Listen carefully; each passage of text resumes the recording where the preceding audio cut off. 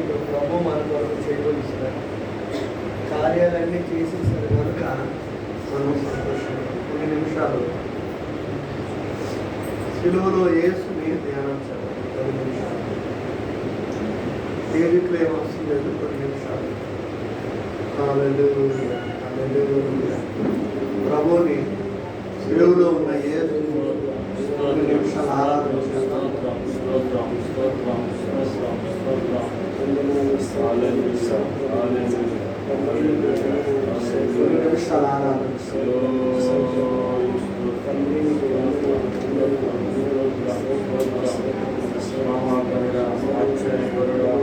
అందరూ సిలువను ధ్యానం చేస్తూ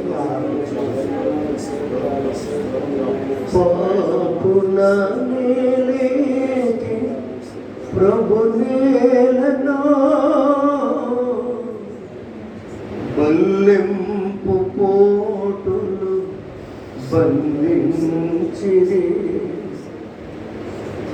కనుపించు పాపాలు రక్తాలలో ప్రభు బాధలు, కనలేని ప్రభుకేల శ్రమ శిల్వపై, మనలేని ప్రభు చూచి కఠిన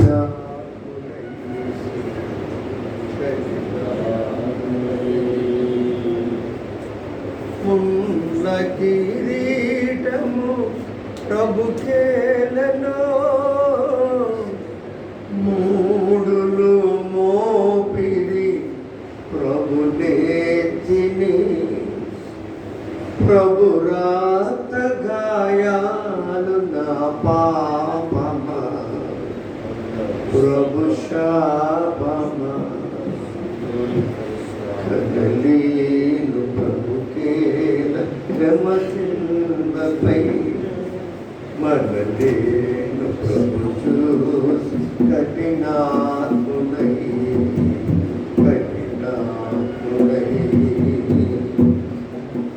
తన జంపు శత్రువుల క్షమించెను, క్షమించుమని తండ్రి ఏడెను, క్షమాబుద్ధి నేర్పించి నోచెను, భరించెను, కనలేని ప్రభుకేల శ్రమ శిల్వపై, మనలేను ప్రభు చూసి కఠినాత్ముడై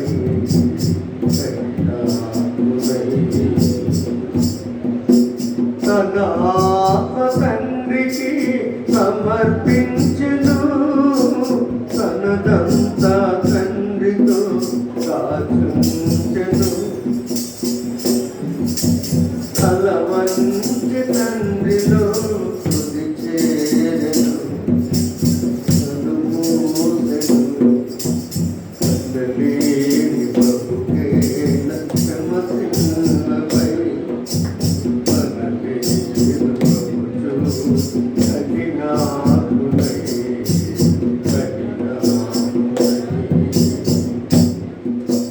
లోకాల మేలేటి ప్రభు నేలను, ఈ ఘోర మరణం గురి అయ్యెను, నా పాప బ్రతుకేల ప్రభు వేసెను, ఇల్లు వేసెను, కనలేని ప్రభుకేల శ్రమ శిల్వపై, మనలేను ప్రభు చూసి కఠినాత్ముడై, కనలేని ప్రభుకేల శ్రమ శిల్వపై, మనలేను ప్రభు చూసి కఠినాత్ముడై.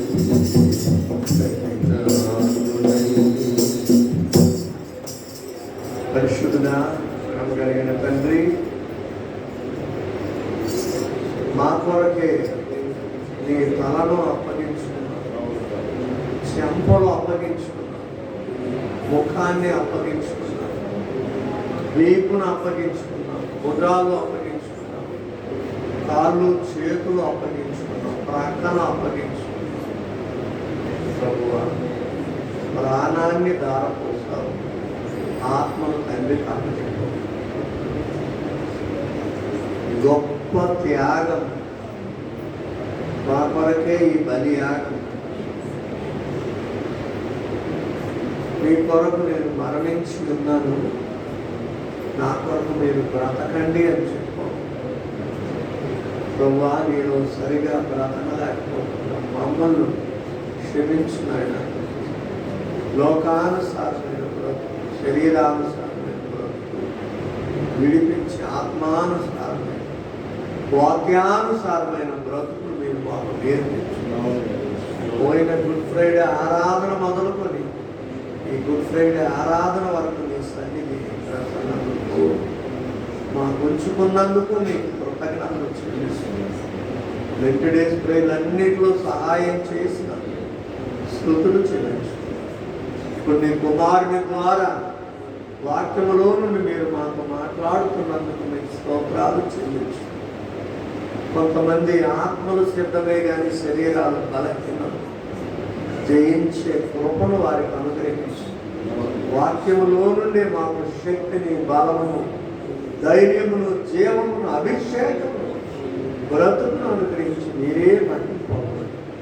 క్రీస్తు యేసు పరిశుద్ధ నామములో ఈ చిన్న స్తుతి ఆరాధన అతి వినయపూర్వకంగా మీకే సమర్పిస్తున్నాను తండ్రి. కూర్చున్నాం, దేవుని మాటలు విందాం.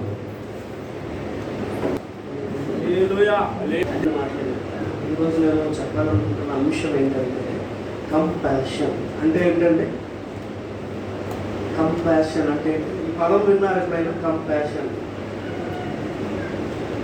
అంటే టీచర్ గారు చెప్తారు.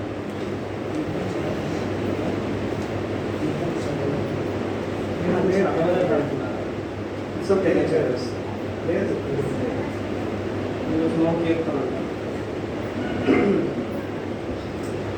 కంపాషన్ అంటే ఒకసారి చూద్దామండి.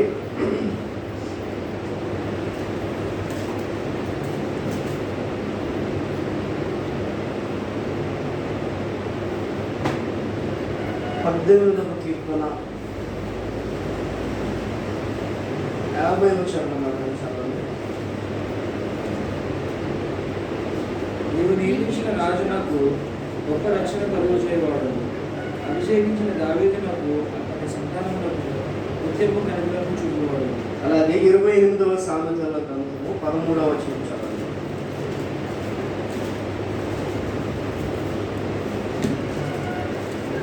అతిక్రమమును దాచిపెట్టువాడు వర్ధిల్లడు, వాటిని ఒప్పుకొని విడిచిపెట్టువాడు కనికరము.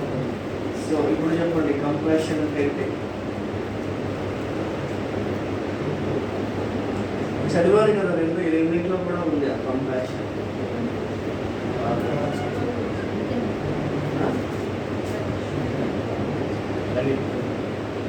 గట్టిగా చెప్పండి, నాకు వినిపించింది.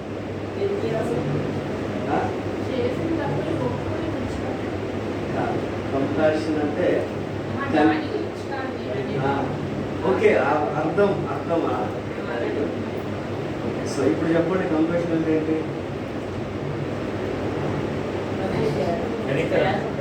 కనికరము అండి బాబాయ్. కనికరము చెప్పండి. కనికరము తెలుసు మీకు? కనికరం అంటే తెలుసు కదా. కనికరం అంటే మనం చాలా విషయాలు ధ్యానం చేశారు కదా. నేను ఏ టాపిక్ వదిలేసానా, ఏ టాపిక్ వదిలేసానా, ఈ కృప గురించి కూడా చెప్పా. కానీ కనికరం అన్న పదం నేను ఎప్పుడు యూజ్ చేయలేదు. ఆ పదం యూజ్ చేసి ఈరోజు నేను చెప్పాలని ఆశ. ఓకే, సో ఈరోజు నేను ఎక్కువగా చెప్పను, చాలా క్లుప్తంగా కరెక్ట్గా కన్వెన్స్లో మనం ముందు చేసుకున్నాం. నేను రిఫరెన్సెస్ కూడా చెప్పను, కేవలం ఉదాహరణల ద్వారానే ఇది నాకు కనికర పడ్డారా అసలు అనిపిస్తే అలాంటి ఉదాహరణలు మాత్రం మనం చూసుకొని ముందు చేసుకున్నాం. క్లుప్తంగా కనికరం గురించి మీకు ఏం తెలుసు అసలు? అంటే నేను ఎదిరించినట్టు అడిగాను. కనికరం గురించి మనకి ఏం తెలుసు? ఎప్పుడైనా ఎవరినైనా కనికర పడ్డారా? కనికర పడ్డారా? అసలు కనికరం అంటే ఏంటి?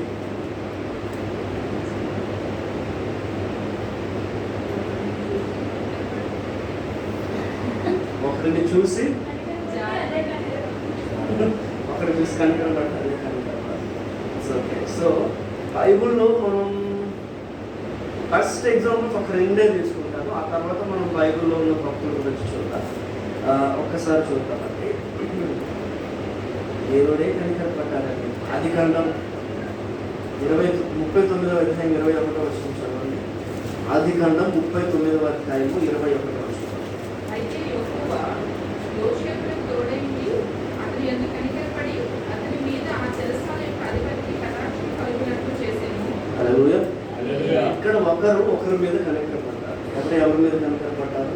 యెహోవా దేవుడు యోసేపు మీద. దేవుడు యోసేపు మీద కనికరం పడ్డారు. డైరెక్ట్గా దేవుడు కనికరపడ్డారు అని చెప్పి ఉండడానికి మంచి రిఫరెన్స్ ఉంది. యోసేపు మీద దేవుడు కనికరపడ్డారు. ఎందుకు కనికరపడ్డారంటే అతని మీద ఆ చెరసాల యొక్క అధిపతికి కటాక్షం కలిగినట్లు చేశాడు. యోసేపు చాలా సంవత్సరాలు, ఇంచుమించు 12-13 సంవత్సరాలు చెరసాలలో ఉన్నాడు. ఆ విషయం మనకి తెలుసు. ఇంకా యోసేపు చిన్నప్పుడే చెరసాలకు వెళ్ళాడు. చెయ్యని తప్పుకి, చెయ్యని నింద మోసి చెరసాలకు వెళ్ళాడు. మనం ఒప్పుకుంటామండి అసలు అలా అయితే మనం ఒప్పుకుంటామా? ఏ తప్పు చెయ్యకుండా చెరసాలకు వెళ్ళి ఉండడం చాలా తప్పు కదా. అసలు అది అంత పాపం కదా ఒక వ్యక్తి పట్ల అలా చేయడం. నేను రీసెంట్గా ఒక ఉదాహరణ చూశాను. అది ఫేస్బుక్లో, ఇన్స్టాగ్రామ్లో చూసినట్టున్నా. అది ఏ దేశంలోనూ నాకు గుర్తులేదు. కానీ ఒక వ్యక్తికి యవ్వన కాలంలో ఉన్నప్పుడు అతను 20 నుంచి 25 మధ్యలో ఉన్నప్పుడు అతను చెయ్యని తప్పుకి చెరసాల వేసి 25 సంవత్సరాలు అతను చెరసాల అనుభవించాడు. 25 సంవత్సరాలు అతను చెయ్యలేదు. 25 సంవత్సరాల తరువాత అతను నిర్దోషి అని తేలిందంట. ఇంకేం లాభం అండి కదా. చాలా ఎంత ఘోరం. అతను యవ్వనం అంతా పోయింది. అతని కష్టాలు ఇంకా ఏముందని అతనికి 50 సంవత్సరాలు 60 సంవత్సరాలు పెళ్లి చేసుకుంటాడా? అప్పుడు ఏమైనా ఫ్యామిలీతో ఉండగలడా? చెరసాలకి 25 సంవత్సరాలు అలవాటు పడిపోతే బయట ప్రపంచంతో మరలా కలవగలడా? ఒక సంవత్సరం గడిపితేనే చెరసాలలో చాలా కష్టంగా ఉంటుంది. అలాంటి 12-13 సంవత్సరాలు యోసేపు గడిపారు. అయితే దేవుడు యోసేపు మీద కనికరపడి ఆ చెరసాల అధిపతి ఎవరైతే ఉన్నారో అతను యోసేపు మీద కటాక్షం చూపులాగా దేవుడు చేశాడు. కనుక యోసేపు చెరసాల బయటకు వచ్చాడు. గొప్ప అధిపతిగా, ప్రధానమంత్రిగా దేవుడు యోసేపుని ఆశీర్వదించాడు. హల్లెలూయా. మరి ఒకే ఒక్క ఉదాహరణ చూద్దాం. అంటే యేసుక్రీస్తు వారు కనికరపడ్డారు అనడానికి చాలా ఉదాహరణలు ఉన్నాయి. అందులో జస్ట్ ఒక రిఫరెన్స్ చూద్దాం. మార్కు సువార్త 1వ అధ్యాయం 41వ వచనం.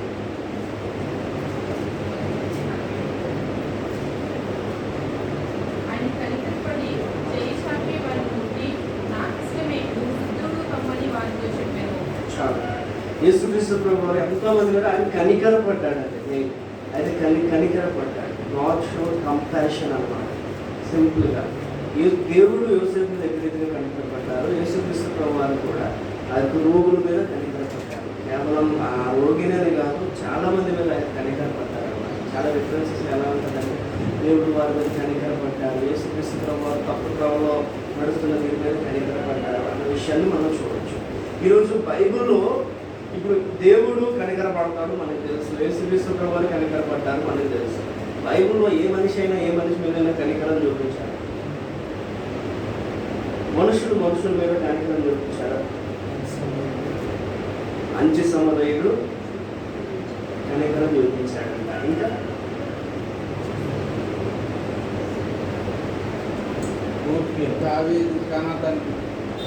యోనాతాను మీద కనికరం చూపించాడు. యోనాతాను సంతతి మీద కనికరం చూపించాడు. మీరేమన్నారు?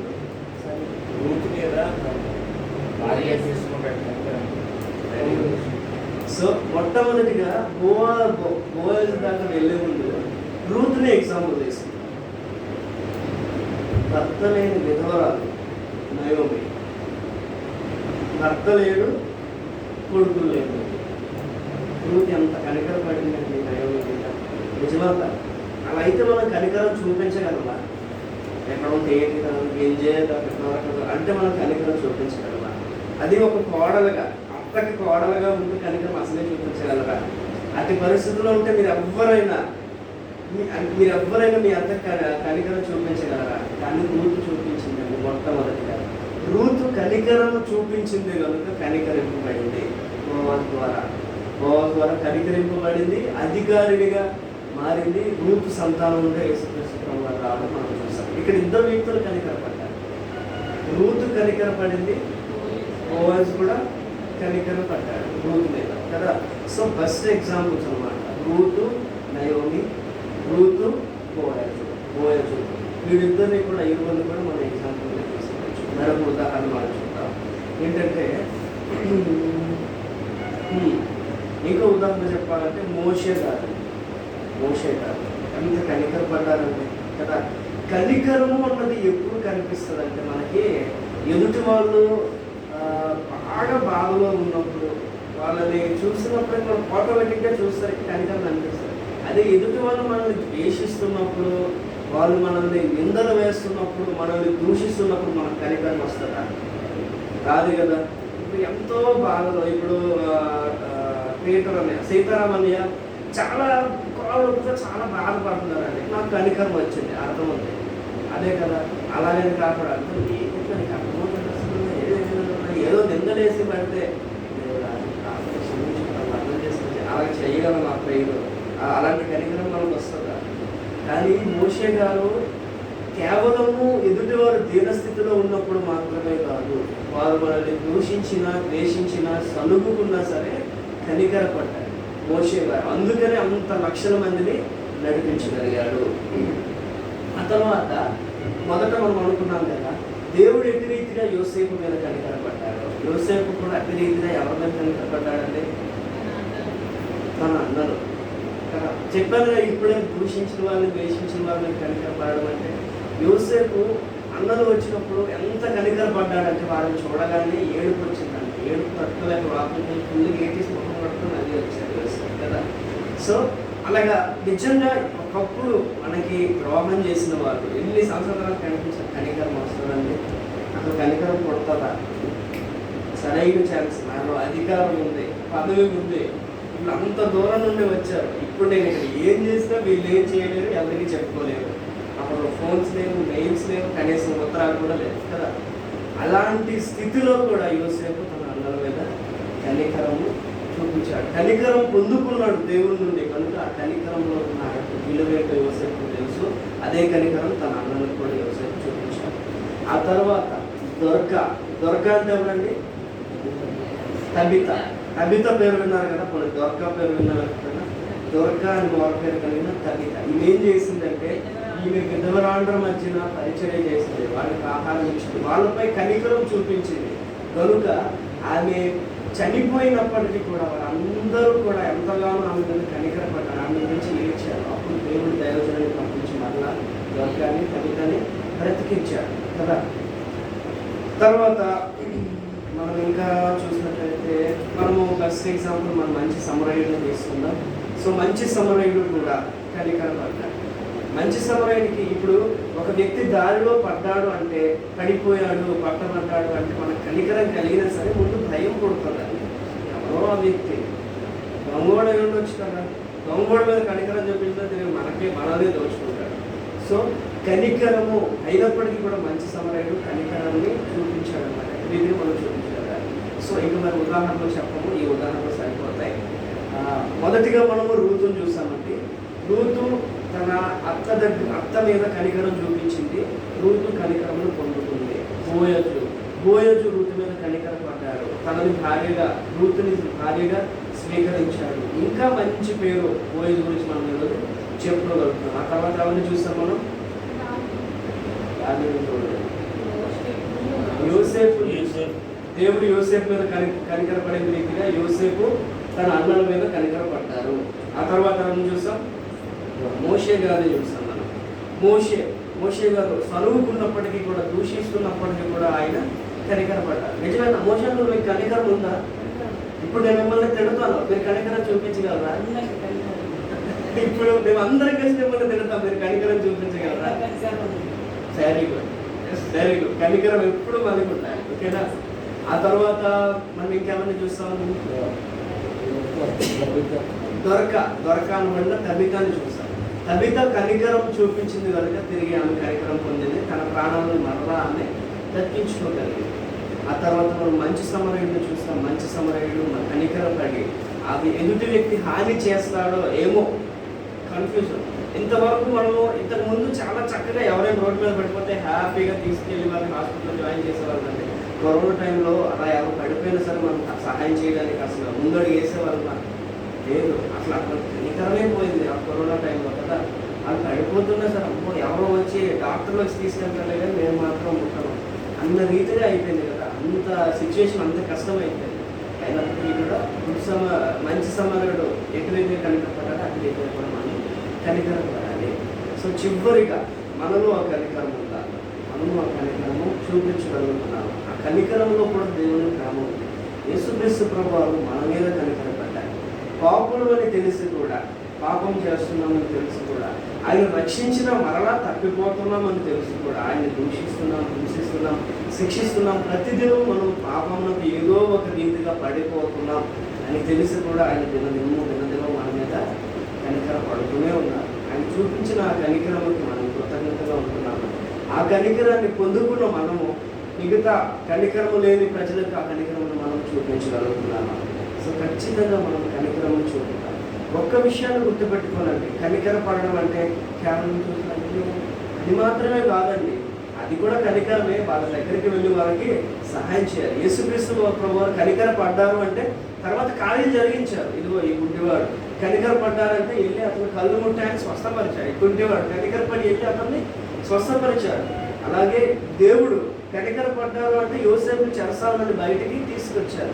రూతు కనికర పడిందంటే అయ్యో మా అక్క నీ మీద కనికరం అవుతుంది జాగ్రత్త అనేసి వెళ్ళిపోలేదు. కనికర పడింది కాబట్టి జీవితాంతోనే ఉండిపోయింది. నీవు నేను కూడా ఎవరైనా వ్యక్తులు చూసినప్పుడు మన సంఘంలో దీనులు అవ్వచ్చు, బయట ఉన్న దరిద్రులు అవ్వచ్చు, ఎవరిని మనం చూసినా సరే మనకి కనికరం కలిగిందంటే వారికి సహాయం మనము చేయగలగాలి. సహాయం చేసినట్టే ఆ పడిన కనికరానికి విలువ ఉంటుంది. సో ఇప్పుడు ఖచ్చితంగా కనికరం కలిగి ఉన్నాం. దేవుడిచ్చిన మంచి అవకాశములను బట్టి ఎంతోమందికి సహాయం చేద్దాం. మనందరికీ బాగా తెలిసిన వ్యక్తి మదర్ తెరెసా కదండి. ఆమె ఎంత కనికరం చూపించింది. మదర్ తెరెసా ఆమెకు మించిన సేవ మనం చేయగలమా? ఎంత అనుకున్నా మన సొంత తల్లిదండ్రులకు కూడా మనం అంత సేవ చేయలేము. అలాంటిది ఎవరో తెలియని వాళ్ళకి, ఎవరో తెలియని ప్రజలకి, స్ట్రేంజర్స్కి, వాళ్ళ పిచ్చోళ్ళు అవ్వనియండి, వాళ్ళు ఎంత దారుణంగా, ఎంత దీన పరిస్థితుల్లో, వాళ్ళు ఎంత రోగములతో, ఎంత గాయములతో ఉన్నా సరే ఆమె పరిచర్య చేసింది. కనుక ఆమె అందరికీ తల్లి అయింది. అందరికీ కూడా తల్లి అయింది మదర్ తెరెసా అంటారు. సో మనం కూడా కనికరాన్ని చూపిద్దాం.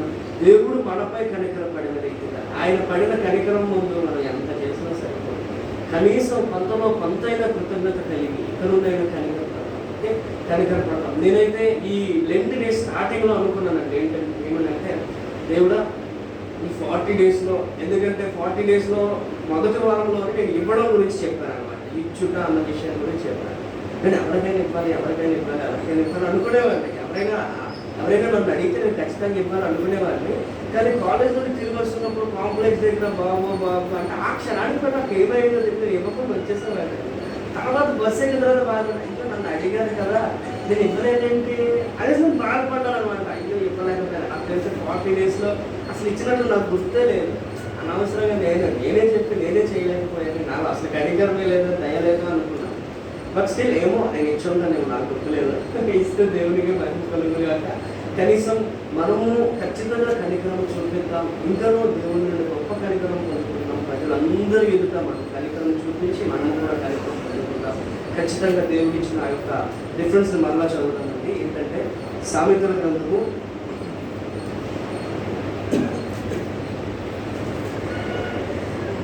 28వ అధ్యాయం 13వ వచనం. విగ్రహంలో దాచిపెట్టేవాడు వర్ధిల్లుడు, వాటిని ఒప్పుకొని విడిచిపెట్టేవాడు కనికరం. అతిక్రమములను ఒప్పుకొని విడిచిపెడితే మనకి కనికరం వస్తుంది. ఓకే, ఒప్పుకొని విడిచిపెడితేనే మనకి కనికరం వస్తుంది. ఇది ఫైనల్ కనికరం. ఎలా ఉన్నా సరే ఖచ్చితంగా మన అతిక్రమాలను మనం వడ్డీలు పెడితేనే దేవుడి నుండి మనం కనికరం పొందుకుంటాం. అటువంటి కనికరం మనం ఖచ్చితంగా పొందుకుని దేవుడి నుండి ఇంకా అనేకమైన ఆశీర్వాదాలు పొందుకుందాం. దేవుడి కొద్ది మాటలు నేర్చుకుంటాం, ప్రార్థన చేసుకుంటాం.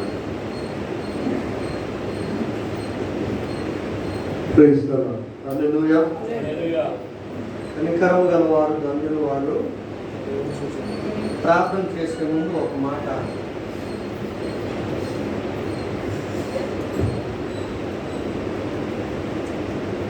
యోహాను సువార్త 19వ అధ్యాయం 14వ వాక్యం చూడాలి. ఆ దినమున పస్కా శుద్ధపరచు దినము. అప్పుడు ఉదయం 6 గంటలు కావచ్చేను. అతడు ఇదిగో ఈ రాజు అని యూదులతో చెప్పగా, అందుకు వారు ఇతనిని సంహరించుము, సిలువ వేయము అని కేకలు వేసి, పిలాతు నీ రాజుని సిలువ వేయుదునా అని వారిని అడుగగా, ప్రధాన యాజకులు కైసరు తప్ప మాకు వేరొక రాజు లేడు అని చాలు. లోక 23:25 చదవండి.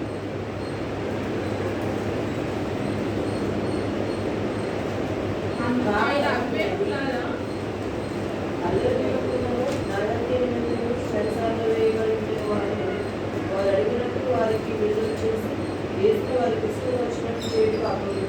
చాలు. రాత్రి మనం ధ్యానం చేశాము.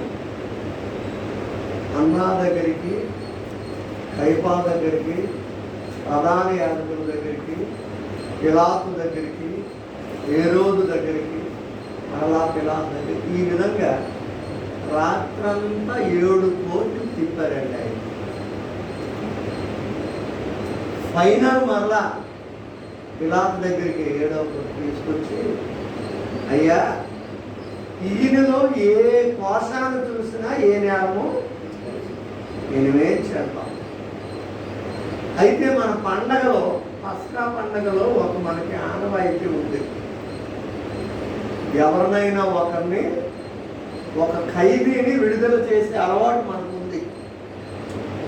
కనుక మీరన్నట్టు ఈయన ఖైదీయే, ఈయన్ని విడుదల చేద్దామా అంటే వాళ్ళు అన్నారు, వద్దు వద్దు, బరబ్బను విడుదల చేయండి, ఈయన్ని సిలువేసి చంపండి కేకలేసి. అప్పుడు కరెక్ట్గా తెల్లవారు ఎంత టైం అయిందటండి? ఇప్పుడు చదివారు, ఎంత టైం అయింది? 6 గంటలైంది. వారికి ఇష్టం వచ్చినట్లు చేయడానికి వాళ్ళకి అప్పచెప్పేసారు. ఇదిగో ఈయన మీకు అప్పచెప్పేస్తున్నాను, మీకు ఇష్టం వచ్చినట్టు చేసుకోండి అంతే. మీరు కళ్ళే పీకేసుకుంటారో, కాళ్ళే నరికేసుకుంటారో, ఏం చేస్తారో తెలియదు, మీకు ఇష్టం వచ్చినట్టు చేసుకోండి అని ఇచ్చేసారు.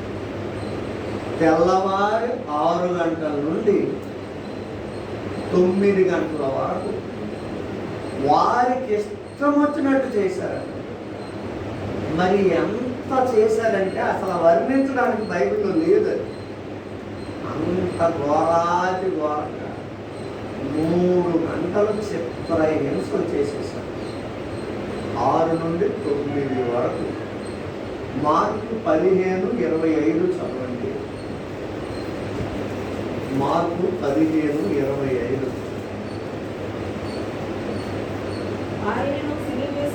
ఆయనను సిలువ వేసినప్పుడు పగలు 9 గంటలు ఆయన. చాలు. ఈ 2 ప్రూఫ్స్ చూపించాలనే చదివించారు. యేసు ప్రభు వారికి సిలువ వేసినప్పుడు టైం ఎంతండి? 9 నుండి 6 గంటల దాకా, అంటే 3 గంటలు వాళ్ళకి నచ్చినట్లు చేయమన్నాడు అంతే. మీకు నచ్చినట్టు చేసుకోండి. ఇదిగోండి, ఆయన కోపం వచ్చేసింది పిలాతుకి, గవర్నర్ గారికి. అసలు మీకు బుద్ధి బుర్ర ఉందలేదా? వీళ్ళు ఏ తప్పు లేదయ్యా, ఏ పాపము లేదు, అబద్ధము లేదు, అన్యాయం లేదు, దొంగతనం లేదు, ఏమీ లేదండి, ఎందుకు అలా కేకలేస్తారు అంటే మాకు అదంతా అనవసరం, సిలువే సిలువే సిలువే కేకలేస్తే వారి కేకలే గెలిచాయి. అయితేదా మీ ఇష్టం, మీకు నచ్చినట్టు చేసుకోండి తెచ్చేసి. వాళ్ళకి నచ్చినట్టు చెంపలు పట్టుకొని ఎలా పీకుతుంటే ఈ జుట్టు ఊడిపోయింది. ఒక్క తల వెంట్రుకి ఇలా లాగితేనే అంత బాధపడి జుట్టు పట్టుకొని ఈడ్చేస్తున్నారు, ఇడిగుద్దులు గుద్దు ఇష్టం వచ్చినట్టు. మొన్న ఒక పాస్టర్ గారు మా ఏరియాలో అలాగే ఈడ్చి ఈడ్చి ఈడ్చి ఎత్తి పట్టుకొని బొర్రంతా మొత్తమంతా పోలీసులు పోలీసులు పోలీసులు పోలీసులు మీద దగ్గర ఆయన గుండెల మీద పడి మోకాలతో అనుకుంటే చచ్చినట్టు చిత్రహింస చేసి చంపించాడు. యేసు ప్రభు ఎలాంటి పరిస్థితి అనుభవించాడో ఈనాడు చాలా మంది సేవకులు కూడా అదే హింసపడ్డారు. కరెక్ట్గా 9 గంటలు అయింది ఆయన ఏం చేశారట. అందుకని 9 నుండి స్టార్ట్ చేస్తాం. ఆయన సిలువ వేసే టైం క్లియర్గా 9 గంటలు. అందుకని 9 గంటలు ప్రార్థనలు స్టార్ట్ చేస్తాం. ఉదయం 9, పగలు 9 గంటలు. కానీ ఈనాడు రాను రాను రాను రాను ఫ్యాషన్ క్రిస్టియన్ అయిపోయింది కాబట్టి 9 నుండి మాకు కష్టము, కొంతమంది 10 నుండి కష్టము, కొంతమంది 11 అయినా కష్టము, కొంతమంది 12 అయితే పర్వాలేదు సార్. బాగా కష్టానికి ఇష్టపడడం లేదు, సుఖానికి అలవాటు అయితే. అందుకనే మీకు 9 అని చెప్పాను. పైన రిపీర్ అవ్వండి ఆ విధంగా. కరెక్ట్గా 9 గంటలు అయితే ఆయన చూడండి. 9 నుండి 10, 11, 12 అది ఉదయకాలం 3 గంటలు. 12 తర్వాత నుండి 1 గంట, 2, 3 మధ్యాహ్నం 3 గంటలు. అంటే 2 జాములు ఎండలో పెట్టారు. మొదటి జాము చిత్రహింసలు చేశారు. ఆ ముందు రాత్రి 4 జాములు కలిసి కోర్టులు పెట్టేశారు. ఇన్ని కార్యక్రమాలు జరిగాయి. కాబట్టి అందరం త్వరగా ప్రార్థనపూర్వకంగా సిద్ధపడి సిలువ, శ్రమలు, గుడ్ ఫ్రైడే, దేవుడి మాటలు మనస్ఫూర్తిగా ధ్యానం చేయడానికి హృదయపూర్వకంగా ప్రిపేర్ అయ్యి రండి. మధ్యలో విసులుకోవడం కానీ, లేచిపోవడం కానీ, కలగడం కానీ చేయకూడదు. మీ స్నేహితులను కూడా ఎవరైనా గుడ్ ఫ్రైడే పైన ఆహ్వానించండి. ఆయన మరణించిన రోజునైనా ఒక ఆత్మను మీరు బ్రతికించి దేవుడి సన్నిధికి తీసుకురండి. వారు దేవుడి మందిలో అడుగు పెడితే చాలు, దేవుడు వాళ్ళని బ్రతికిస్తాడు. దేవుడి మాటలు దీవించింది కాక ప్రార్థన చేస్తుంది. పరిశుద్ధుడు అయిన తండ్రి, ఇదిగో ఈ దినం నీ కుమారుడు నిలవబెట్టుకొని కనికరము గురించి మాకు బోధించు. కనికరము గలవారు ధన్యులు, వారి కనికరం పొందుతారన్నా. ఆనాడు ధనవంతుడు కనికరం లేదు, పేదలాగా కళ్ళ ముందు పడి ఉన్న కనికరం చూపించలేదు. చివరికి నరకంలో కనికరం లేకుండా అగ్నిలో కాలుతూ ఉన్నాడు. కనుక మీరు కనికరం పొందాలి. నువ్వు కనికరం కలిగిన దేవుడు తండ్రి, మీరేం చేస్తున్నారు తెలియదు, క్షమించు నాయన అని పాపుల మీద కనికరం చూపాలి. మేము కూడా మా పట్ల అన్యాయం చేసిన వారి మీద, అక్రమం చేసిన వారి మీద, దోషణ మాట్లాడిన వారి మీద, మమ్మల్ని విరోధులుగా చూసిన వారి మీద మేము కూడా కనికరపడి, ప్రభువా తెలియకే వాళ్ళు చేశారు, వారిని క్షమించు అన్న మనస్తత్వం మీరు మాకు కలిగించు. మీరే మరి ఉదయకాల ఆశీర్వాదాలతో నింపాలి. ఇదిగో మేమందరం మరలా ఫ్రైడే ఆరాధన కొరకు సిద్ధపడినాం. మీ కృప అనుగ్రహించు. మీకు ఇష్టమైతే లేఖనానుసారంగా 9 గంటలకు వచ్చి పర్సనల్ ప్రేయర్ 1 గంట సమయమైనా నీ మందిరంలో గడుపుకోవడానికి ప్రతి ఒక్కరికి అవకాశాన్ని ఉపయోగించు. మీరేం ఘనత.